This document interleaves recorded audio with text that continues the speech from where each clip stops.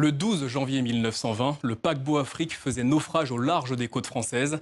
Il s'agit de la plus grande catastrophe maritime de France. 568 passagers, dont 292 tirailleurs sénégalais, ont péri ce jour-là. 100 ans après, l'association Mémoire et Partage rend hommage aux victimes et aux tirailleurs sénégalais qui étaient à bord du navire.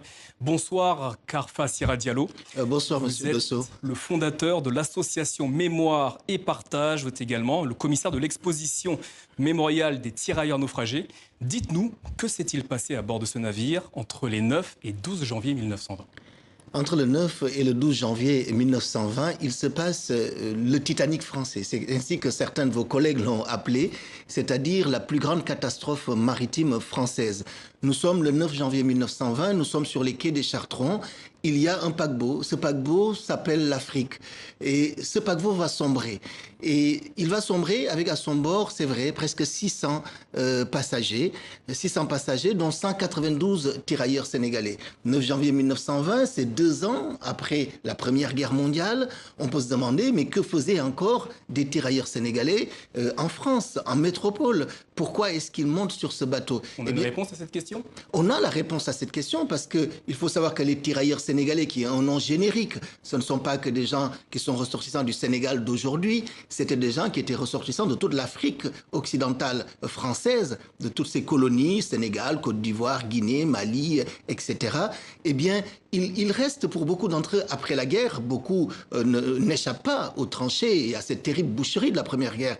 Donc certains d'entre eux, après la guerre, ils restent. Ils restent parce qu'ils sont blessés, ils restent parce qu'ils sont malades, ils restent aussi parce qu'on a besoin de bras et de force pour la reconstruction du pays. Et c'est ainsi que certains d'entre eux vont rester 1 an, 2 ans, et là, au bout de 2 ans, ils vont prendre ce bateau pour retourner vers l'Afrique. Connaît-on les raisons de ce naufrage ?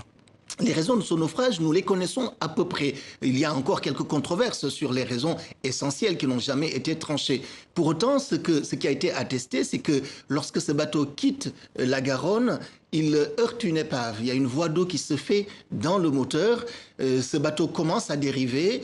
Il se trouve qu'à ce moment-là, il y a une forte tempête qui secoue l'océan. Certains navires, notamment un navire qui s'appelait le Ceylan, qui vient à son secours, ne peut pas le secourir parce que la tempête est très forte. Le Ceylan est obligé de se rapatrier et de laisser à son sort les passagers de ce navire. Y a-t-il eu des survivants? Il y a des survivants. Sur les 600, presque 600 passagers, il y a 34 rescapés. Et parmi les 34 rescapés, on a 7 tirailleurs sénégalais qui vont échapper à cette quadruple peine qui les a frappés. Quand et comment avez-vous entendu parler de ce drame? Alors, j'ai entendu parler de ce drame parce que ça fait maintenant une vingtaine d'années que j'investis cette question mémorielle de la mémoire du métissage de l'humanité, de la mémoire de la mondialisation. Et en 2014, j'avais réalisé une exposition qui s'appelait Frères d'âme, une exposition dans le cadre du centenaire de la Première Guerre mondiale. Et dans mes recherches, dans les bibliothèques, les archives, j'avais retrouvé un peu cette histoire de naufrage. Et j'étais très étonné d'abord d'en avoir pas entendu parler auparavant, mais de ne voir nulle part le sort particulier de ces tirailleurs sénégalais traités, puisque les rares qui en parlaient n'en parlaient que sous l'angle de la catastrophe maritime, avec un accent particulier fait sur les familles des victimes françaises blanches, et en aucun moment le sort particulier de ces hommes qui étaient venus en guerre, de ces hommes qui étaient en mission, de ces hommes qui ont perdu des centaines et des milliers de leurs frères sur les fronts. À aucun moment on ne traitait de ça. Et cela m'avait tellement choqué, impressionné, que j'en avais fait un personnage de l'exposition Frères d'âme en 2014 et que je m'étais dit, mais il faudrait quand même revenir sur cette histoire-là. Et à partir de 2016, nous avons pris en charge la question de la nécessité de la réhabilitation de ces tirailleurs naufragés. Comment expliquez-vous que le naufrage du paquebot Afrique ait connu si peu d'écho ?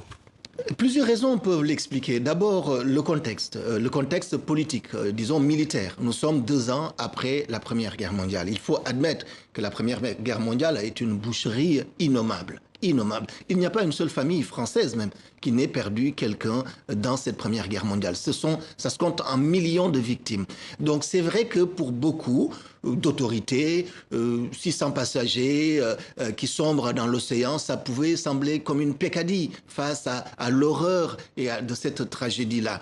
Et en plus, parmi ces 600 passagers, il y a 200 soldats des colonies, tirailleurs sénégalais. Bon, à l'époque, on ne savait pas ce que c'était, des citoyens, des indigènes. Est-ce que c'est des êtres humains de la marche marchandises. Bon, et puis il y a le contexte politique aussi, puisqu'à l'époque, on a en 1920 une grande compétition politique électorale avec Clémenceau. Donc tout ça, ça a fait qu'on a passé par perte et profit ce terrible naufrage et notamment la condition de ces tirailleurs sénégalais. Jeudi, pour célébrer le centenaire du naufrage du paquebot Afrique, vous organisez avec votre association plusieurs événements. Comment cela va se dérouler?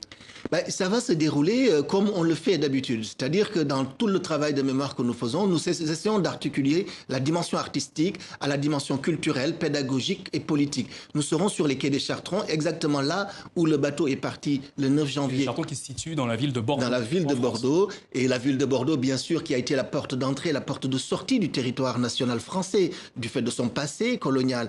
Eh bien, nous allons là avoir d'abord une grande œuvre de street art d'un artiste bordelais, jeune artiste bordelais qui s'appelle Amo, qui va dévoiler une œuvre, je ne vous dirai pas du tout ce que ce sera, mais je pense qu'il y aura vraiment quelque chose d'assez puissant et d'assez fort. Il y aura une cérémonie interreligieuse, puisque dans ce naufrage, on a par exemple 20 missionnaires de la congrégation du Saint-Esprit, qui est une congrégation qui était chargée d'aller évangéliser les pays africains, et notamment, ils étaient dirigés par Monseigneur Jalabert, autour de ça, et ces 20 missionnaires ont fait que nous avons réuni un imam, un prêtre, un rabbin et une pasteur pour rendre hommage dans une cérémonie interreligieuse. Depuis 2016, l'association Mémoire et Partage, dont vous êtes le fondateur, se bat pour réhabiliter les tirailleurs sénégalais. Quelles sont les actions que vous avez entreprises? Alors d'abord, ce que nous avons fait à partir de 2016, c'est que nous avons lancé un grand plaidoyer national. Nous avons contacté les autorités françaises. Beaucoup de députés, de sénateurs français nous ont soutenus. Nous avons été en contact avec l'Élysée à l'époque de François Hollande. Le ministère des Anciens Combattants nous avait reçus parce que ce que nous demandions, c'est qu'on puisse déclarer mort pour la France ces tirailleurs sénégalais-là. Et ce plaidoyer, nous ne nous sommes pas seulement limités à la France, parce que nous pensons aussi que les pays africains ont une responsabilité et que les chefs d'État africains doivent aussi pouvoir honorer leurs fils qui sont venus se battre pour la liberté. Et c'est leur premier devoir de le faire. Nous avons été aussi en Afrique, notamment au Sénégal, pour le faire. Vous venez d'évoquer le mot fils. Vous êtes né à Dakar, au Sénégal. Vous êtes arrivé en France à l'âge de 25 ans. Votre père était un ancien tirailleur. C'est une page de son histoire qu'il vous a confiée? Il ne m'a pas vraiment confié. Vous savez, ces hommes ont été amenés dans cette guerre pour des raisons très différentes. Mon père n'a pas été un homme qui m'a parlé de ce qu'il a fait dans la guerre. Et d'ailleurs, il a fait une guerre qui n'était pas très propre. On peut même dire une guerre très sale, si je peux m'exprimer ainsi. Mon père a fait la guerre d'Algérie, aux côtés de la France. C'est-à-dire, il est allé assister à la répression du peuple algérien qui demandait son indépendance. Il m'en a jamais parlé. Seulement, mon père, comme beaucoup d'autres, ont beaucoup souffert du manque de reconnaissance de la France, de ces sacrifices auxquels on les a contraints.